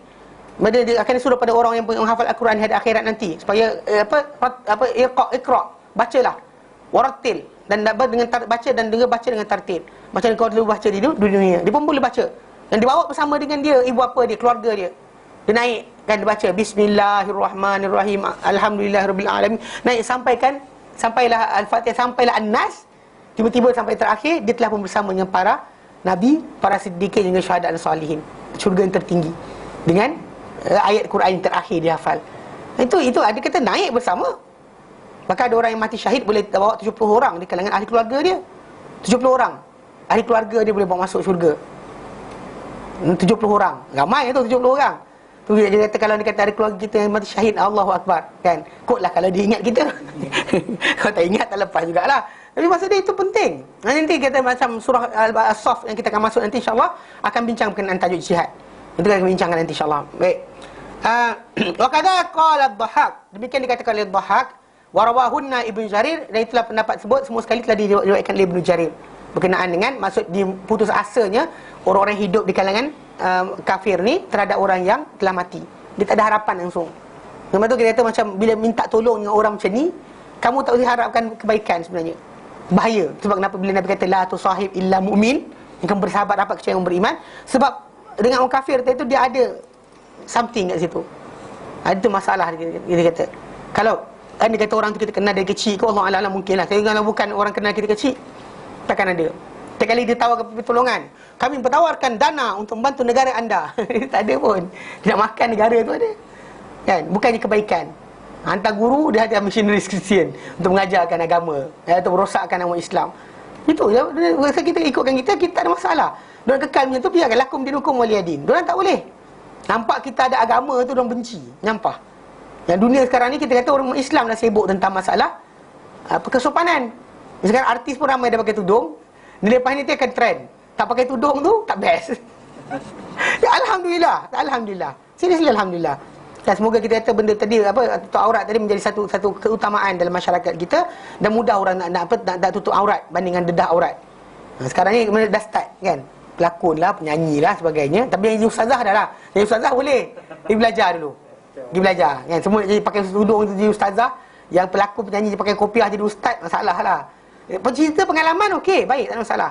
Cerita pengalaman macam ni dapat hidayah, saya sebenarnya tak ada hal. Tapi untuk dari segi konsep supaya menjadi pemandu kepada orang kepada jalan hidayah ni, jaga sikit, belajar dulu.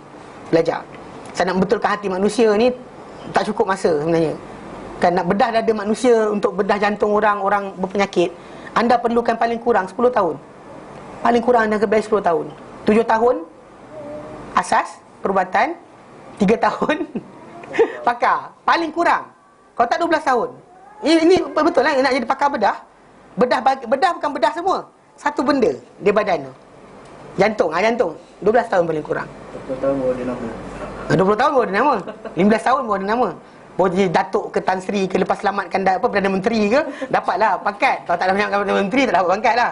Yelah, yang pangkat pun dapat di situ lah. Tapi konsep dia macam tu. Tapi nak betulkan hati manusia perlukan tempoh yang panjang. Jantung takkanlah jiwa manusia yang kacau. Kita perlukan 4 tahun je. 4 tahun je saya boleh betulkan hati anda, kan? Ataupun pergi jumpa Habib, ambil salam sekali terus boleh sembuhkan orang. Salah tu. Itu kena jaga sikit bab ni. Sebab kenapa kita kata konsep pembelajaran itu penting. Kita biar terkenal jahil daripada terkenal alim.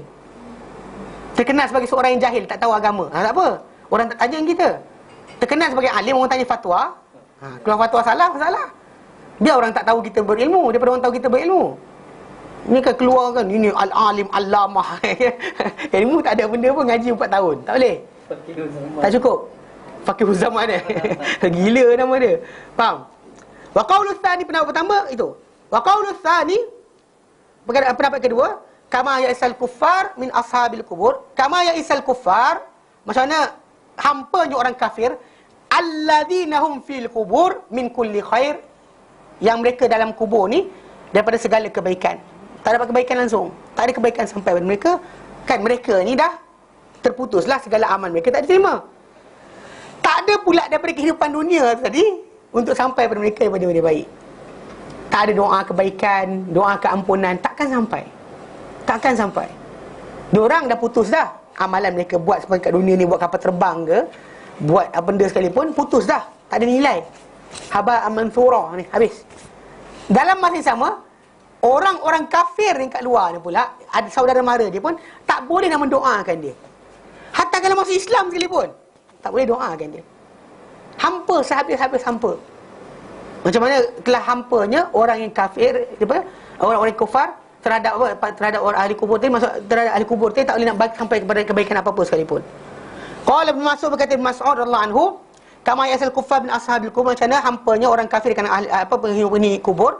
Qala, beliau berkata, kama yasa hadzal kafir, macam mana hampanya orang kafir ini, idza mata, bila dia mati, wa ayana thawabahu wa tala alaih, bila dia nampak ganjaran dia dan juga dia dapati dah kebaikan dia buat, tapi apa? Tak ada benda yang boleh sampai. Tak ada benda sampai pada dia. Kan benda kebaikan tu macam saya kata apa, Nikola Tesla. Sebut-sebut nama semua tak kenal kan? Tu lampu putih ni dia. Ni. Lampu putih, lampu Kalimantan ni, yang gas argon tadi kan? Bukan gas argon, gas apa? Benda tak nama gas dia. Ada buat mercury dan sebagainya kan? Ni Nikola Tesla. Tu turbine dekat apa empangan tu. Nikola Tesla. Bukan Thomas Edison. Thomas Edison ni pasal politik nama dia naik. Mentol kan? Dia tu nama dia naik sebab politik je. Kalau segi masalah-masalah sudut ada macam itu, Nikola Tesla lebih banyak lagi dia punya. Dan dia habiskan segala kekayaan dia untuk development benda-benda ni. Negara kerajaan tak bagi apa benda pada dia. Dia kaya tapi habis kekayaan dia untuk research. Merkuri mati ya Merkuri. Kalaulah dia Muslim, bayangkan banyak benda dia dapat. Kalaulah dia Muslim. Tapi dia bukan Muslim. Habis. Mereka kebaikan dia buat banyak, cukup banyak orang dapat faedah. Kita belajar hari ni pun dengan apa benda yang banyak dia gunakan. Maksudnya kita dapat elektrik sekarang ni kan, dengan apa idea yang digunakan oleh dia. Turbine hidroelektrik tu, dia punya ciptaan. Tapi nama dia tak naik, saya sebut Nikola Tesla, orang tak kenal. Tapi dia punya pencapaian dia lebih banyak dari Thomas Edison. Tapi Thomas Edison naik sebab dia American lah. Yang Nikola Tesla ni dia belah-belah sekolah Kia benda lah, kawasan Rusia punya descendant lah. Soviet Serbia Serbia. Di kawasan-kawasan tadi lah, entah Bosnia ke Serbia macam tu. Kalau kata Muslim kata tapi dia punya kejayaan dia orang tak tahu. Bayangkan kalau dia seorang Muslim. Dan semua yang buat kapal terbang, orang pergi haji, berapa ramai naik. Sekali terbang kan, seriously banyak orang naik. Tapi dia tak dapat capai apa benda pun dari kebaikan benda berkenaan. Wa ya sawabahu wa tala alaih. Tak dapat apa pun. Tengok tapi tak boleh bersentuh. Wa hadza qaul Mujahid. Ini pendapat kata-kata Mujahid wa Ikrimah wa Muqatil bin Hayyan wa Ibn Zaid wal Kalbi wal Mansur wa huwa ikhtiyar Ibn Jarir, dan pendapat kedua ni pilihan Ibnu Jarir At-Tabari rahimahullah. Ni kata Ibnu Katsir rahimahullah. Dia kata orang tu dapat ganjaran tapi hampa. Macam itulah bila orang tu minta tolong dengan orang kafir, dia hampa sebenarnya. Untuk hasil tak ada. Hasil tak ada. Biar kita payah, biar kita susah, tapi jangan kita ambil dia orang sebagai tempat pergantungan kita. Itu ada beza dia. Jelas? Ada soalan?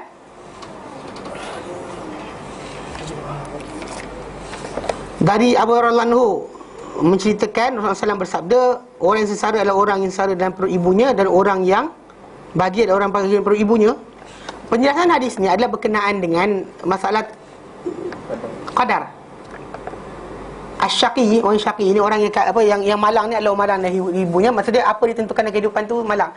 Malang ada dua.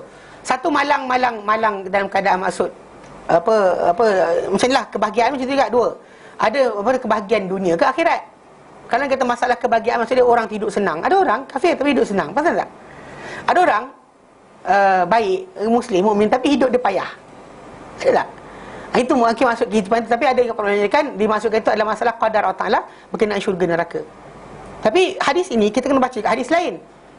Bila para sahabat Nabi SAW dia tanya Rasulullah SAW, dia tanya kepada Rasulullah, dia kata, "Ya Rasulullah, anadkhulul jannata bi'amalina am bima fil kitab?" Adakah kami akan masuk syurga dengan amalan kami atau ikut apa dalam kitab? Ikut apa dalam kitab? Nabi kata bal bima fil kitab. Bahkan ikut apa dalam kitab. Para sahabat kata falimal amal. Amal untuk apa? Kenapa kena beramal macam itu? Macam inilah. Malang kat dunia, malang apa dalam perut ibu tadi, bahagia dalam perut ibu dia tadi. Kau dah tulis dah siap, so apa sahaja kita nak beramal? Kan kalau kita duduk diam goreng kaki pun rezeki datanglah kan ikutkan logik mana pengertian tadi. Tapi Nabi kata la ya amalu. Nabi kata suruh beramal lah. Itu Nabi terangkan. Kullun, setiap orang muyassarun, dipermudahkan, lima qudralahu, bagi apa yang dikadarkan untuk dia, ditetapkan untuk dia. So maksudnya kalau orang tu, maksud dia tetapkan sebagai seorang bahagia, dia kena tetap cari asbab. Asbab kena ambil.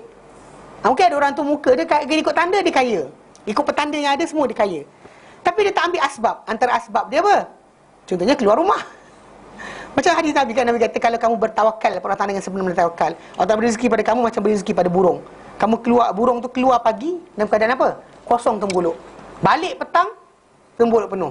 Tapi tajuk pertama dia kena keluar. Dia kan duduk diam je. Ya, dia kan ada, dia kena keluar. Macam tengok masalah tadi.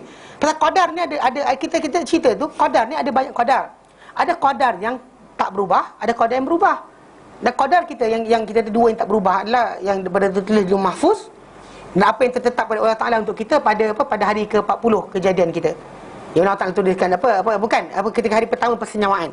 Di mana waktu hari pertama tu tentukan lelaki, perempuan, warna mata, warna rambut dan sebagainya, tak ada beza. Kita akan boleh ubah mana berkenaan. Warna kulit kita tak boleh ubah. Semua dah ditetapkan Allah Taala pada situ. Sebab mak-mak yang kata kami minum air soya untuk anak putih, tak jadi. Kalau kelabu lah, macam minum soya nak yang nanti anak kita putih lah. Kan kalau dah mak kelabu ayah kelabu, janganlah hadapkan anak putih. Kalau anak putih pun atas kadar tadi. Atas kadar tadi. Itu tak boleh ubah. Adapun berkenaan dengan apa tulisan harian ataupun tahunan kan, apa yang tulis pada hari 40, yang mana kat tulis rezeki, ajal, amal, kemudian bahagia atau sengsara kan. Syaqiyun am sa'id. Hujung daripada hadis tu kan Nabi kata wa syaqiyun am sa'id. Pasal malaikat tu akan tulis 4 perkara. Berkata bi rezkihi, tulis rezeki. Wa ajalihi, tempoh hidup dia. Wa amalihi, amalan dia. Kemudian wa syaqiyun am sa'id, bahagia ataupun sengsara. Bahagia atau sengsara. Yang ini kita bahagia sengsara tadi, masalah bahagia sengsara ni kat dunia ke akhirat? Tak ada beza pasal bahagia kat dunia ni tadi. Pasal apa dekat Lauh Mahfuz tak kacau. Yang kita nak sibuk doa kat dunia ini. Minta supaya mudahkan kehidupan kita, jangan kena masalah. Ya Allah, kalau ada kesusahan, lapangkanlah. Kan kesusahan kepayahan kan duduk sini. Bahagia atau sengsara ni, kita buat kerja, orang bunda nak bagi kat dia ke tak mudah. Ni jadi kes macam pergi kedai makan restoran yang apa, dia pekerja tu agak tahu juling ke tidak, semua makanan hantar satu meja je. Ada saya tengok sekali tu, orang tu ni satu meja kan, ni meja. Orang ni makan dapat, orang ni datang lewat daripada orang ni. Ini A, B, C. A datang awal, C datang awal, B datang lewat. A makan, dapatlah, pasal dia datang awal kan. B dengan C datang awal, B dapat makan dulu. Yang peliknya, yang orang tu pergi hantar dekat B makanan semua. B pun makan. Ada sebab dia hantarkan, ada satu menu tu bukan makanan B, C punya. Yang C sampai sejam tunggu makanan tak datang-datang. Tunggulah. Yang punya lah sabarnya lah kita kata. Kalau cakap di awal pun tak apa. Itu kita kata aturan Allah Ta'ala. Tapi dia patutnya, kat situ masalah dia. Macam mana aturan agihan tadi tu? Kan macam malang je kan? Kau nasib malang, ada orang nasib malang, accident je. Oh, kita accident. Itu benda tadi kita kata kita minta Allah Ta'ala jauhkan musibah dan sebagainya daripada diri kita. Tapi dari segi asalnya benda tu dah tulis ke tidak? Tulis dah. Tapi anda disuruh berdoa. Tapi ambil asbab nak mati ke tidak. Kan kadar ajal ketemu Allah Ta'ala. Tapi Nabi pakai baju besi. Pakai baju besi buat apa? Kalau dia kata dah tahu dah wa ajalihi, kan boleh kat tulis dah. So apa tak takut? Just go on lah. Takkan mati kalau tak ajal lagi. Tak ada. Nabi pakai baju besi. Faham tak? Dalam konteks yang 4 perkara tadi, kita ambil ni rezeki banyak mana dapat. Still anda bekerja. Faham tak? Macam tiga apa? Malang dan bahagia. Macam tu juga. Dah tahu dah, contoh macam kita ada pilihan. Hari ini kat sini menjaga rugi, kat sini menjaga untung. Pergilah tempat untung. Kenapa tak pergi rugi? Tak tahu lagi rezeki banyak mana. Dah masalah, dia pergilah tempat yang betul. Faham tak? Macam kisah Umar ketika dia larikan diri tak masuk ke Syam. Kerana apa? Dekat situ ada penyakit taun kan, penyakit wabak penyakit. Kan ketika tu dia kata apa? Aku lari qadar Allah Ta'ala kepada qadar Allah Ta'ala. Di situ ada musibah, kau lari situ apa? Kena sengsara dan sebagainya. Dah qadar Allah Ta'ala, kau tak kena juga. Tak, Nabi tak ajar itu. Sebab Nabi kata semua orang dipermudahkan ikut apa tertulis. Dipermudahkan. Allah Ta'ala tak paksa kita. Bahkan dia boleh bagi pada kita ikut kadar apa yang kita minta. Dan apa yang kadar cukup untuk keperluan kita. Dan ikut kadar apa yang dia nak bagi. Tapi dari segi asalnya kita kata macam ada orang dia kerja sikit, untung memanjang. Ada sahabat Nabi SAW, Nabi bagi dia 1 dinar untuk beli seekor kambing. Dia balik jumpa Nabi SAW, dia bawa balik apa? 2 ekor kambing. Seekor kambing dan 1 dinar tu balik. Sebab apa? Dia pergi ke pasar, dia nak beli seekor kambing kan. Tiba-tiba dapat beli dengan 1 dinar, dapat 2 ekor kambing. On the way balik, ada orang tembung dengan dia. Orang tu minta nak beli seekor lagi. Seekor di antara kambing yang dia ada tu, dia jual seekor tu dengan 1 dinar. So dia balik jumpa Nabi, 1 dinar Nabi, pulang balik, seekor kambing baru pula. Faham tak? Tapi dia kata keuntungan, tuah nasib dan sebagainya, tu Allah Ta'ala aturkan. Tapi masalah dia, tajuk pertama, dia kena apa? Keluar, pergi pasar, bersembang, berdialog, bertawar-menawar dan sebagainya. Berjaya ke tidak? Allah. Maksudnya tak ada timbul tajuk berkenaan dengan masalah siapa bahagia dan perut ibu dia. Ya betul. Tapi bukan masalah manusia tu diamkan keadaan, tak. Kalau dia malang, dia doa Allah Ta'ala minta supaya jangan malang. Kalau dia rasa diri dia macam nak masuk neraka je kan, dah macam dia punya pergerakan hidup dia semua masuk neraka, berkawan dengan ahli neraka. Ni kehidupan pagi petang, minum arak, berjudi, berzina dan sebagainya. Takkan dia nak follow terus the flow. Dan dia pegang hadis ni, kata apa? Orang yang sengsara adalah sengsara dan perut ibunya. Aku masuk neraka ni sebab tertulis di Lauh Mahfuz. Salah. Tak boleh, salah. Tak diajar macam tu. Kita tak boleh kata bahawa Allah Ta'ala dah tentukan. Allah Ta'ala mudahkan dia. Mudahkan dia kawan dengan orang. Mudahkan dia kenyit mata orang nak jumpa dia. Ada kawan seorang tu, serius. Sejalan dengan dia, tak ada handsome sangat dia ni. Tapi kan, dia lintas mana mesti ada perempuan senyum kat dia.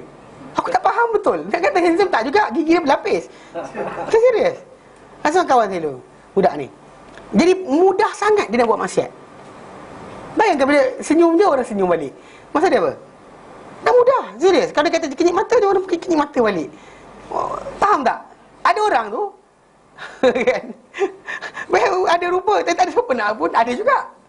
Faham tak? Dimudahkan. Masalah bukannya paksa, orang tak paksa. Siapa yang sengsara memang tertulis sejak di dalam perut ibu dia akan sengsara. Tapi jalan pilihan dia tadi Allah Ta'ala buka lagi. Tak ada siapa dipaksa untuk jadi sengsara. Don't ever say that I buat maksiat sebab Allah Ta'ala tetapkan pada I. Salah. Tapi kalau saya tak dapat benda ni sebab Allah Ta'ala tak bagi. Ya. Dia beza tau. Dia beza. Saya buat maksiat sebab Allah Ta'ala tentu tetapkan saya buat maksiat. Salah. Ayat tu salah. Dia kalau kata saya tak dapat barang ni sebab Allah Ta'ala tak izinkan saya. Ya. Tak izinkan saya. Saya tak dapat, tak ada rezeki. Ya. Dia kata untuk kata ini sebagai pegangan, itu adalah salah. Ini kata benda ni banyak orang salah faham berkenaan qadar. Tak percaya apa, dia salah percaya tentang qadar. Qadar itu kita percaya sebagai apa? Ilmu Allah Ta'ala mendahului segala-galanya di Lauh Mahfuz. Itu je. Dalam tu ada tulis apa akan jadi, kita akan bercakap hari ni, siapa kita jumpa hari ni, siapa datang kelas, ustaz ponten ke tidak, semua itu dah ada dah. Okey, tak ada dosa pahala. Pasal dalam tu kiamat ada. Mana ada kaitan dosa pahala? Kiamat jatuh hari apa? Kita dosa pahala ke? Kita lahir hari apa? Semua dalam tu. Ada pun yang pada diri kita sekarang ni, the choices yang Allah Ta'ala berikan. Pasal malang dan bahagia tadi, dia ada kaitan dengan pilihan kita. Ada kalanya kita pilih benda yang susah, benda yang kita tahu dah susah. Contoh macam dia dapat pilihan nak kahwin. A, isteri yang mudah nak kena, dah tahu Islam. B, isteri tak faham Islam. Dia pergi ambil yang B, isteri tak faham Islam. Kemudian aku nak bentuk isteri aku. Lepas tu kemudian dia gagal. Cakap, Abel apa salah aku gagal. Dah tahu dah kau tak boleh nak, faham tak? Anda sendiri pun tak tahu lagi. Ada dulu kawan anak saudara saya. Dia kata nak cari yang apa pakai sesi kemudian tarbiyahkan jadi Islam. Itu masalah lah saya kata. Kan? Itu kita tahu dia idea salah. Faham tak? Kita sengaja cari jalan tadi. Salah kita lah. Mana kita kata memang berjaya tak berjaya, mungkin ada orang tu berjaya. Orang tak berjaya, tapi masalah kita memilih untuk pilih jalan susah. Ada jalan senang, pilih jalan susah. Ada kesenangan, kemudahan, kita ambil kepayahan. Ada jalan ikut lorong ni, kita pergi panjat bukit, ikut atas bumbung. Salah kita lah, kita pilih. Tapi masalah malang ke tak malang, kita tak tahu. Ada orang mungkin panjat ikut atas, selamat. Ada masuk ke sini, tak selamat. Faham? So konsep qadar ini Allah Ta'ala mudahkan saja. Dia bukan paksa kita. Dia bagi semua asbab, tapi dia tak paksa kita untuk buat. Jelas? Jelas? Jelas? Jelas tak? Kau jelas ke tak jelas? Kau gigi mata ni. Saya ni bab besar kan? Bab dia besar. Bab qadar ni adalah benda besar. Mungkin sampai Ustaz Yunus sampai nanti, bila sampai? Lambat lagi. Lambat lagi. Sekarang baru Rasul risalah. Kena mula Allah, para malaikat, jin dan syaitan. Rasul risalah sekarang kan? Nanti dia akan sampai bab qadar. Tajuk ni akan bincang panjang lebar. Jadi secara asasnya tak ada siapa boleh salahkan qadar di atas benda yang berlaku pada diri dia. Bila berlaku benda tu Allah Ta'ala benarkan. Kalau dia bersabar, akhirat ada terbaik. Kan ada terbaik di sana. Kan dia malang kan, ditimpa kemalangan. Kan inilah apa, sakit dan sebagainya. Ditimpa kepayahan hidup, dia bersabar. Sampai akhirat, Allah Ta'ala pulangkan balik apa? Segala bebanan yang dia ada tadi diganti kebaikan. Kita tak rugi apa? Anda tak rugi. Anda kena kemalangan dunia ni, anda tak rugi. Malang paling besar adalah akhirat. Malang paling besar adalah malang akhirat. Untung pertama bukan untung dunia. Untung dunia sekejap je. Dapat RM1,000 berapa hari habis. Bayar bil habis kan. Tapi kalau untung akhirat selama kekal abadi. Abadan abada. Kan? Bukannya sampai kat dunia saja. Jelas? Baik kita berhenti kat sini. Wallahu ta'ala alam. Sallallahu ala sayyidina Muhammad wa sallam walhamdulillahi alamin. Subhanallah hamdi syalla la anta astaghfiruka wa atubu ilaik. Assalamualaikum warahmatullahi wabarakatuh.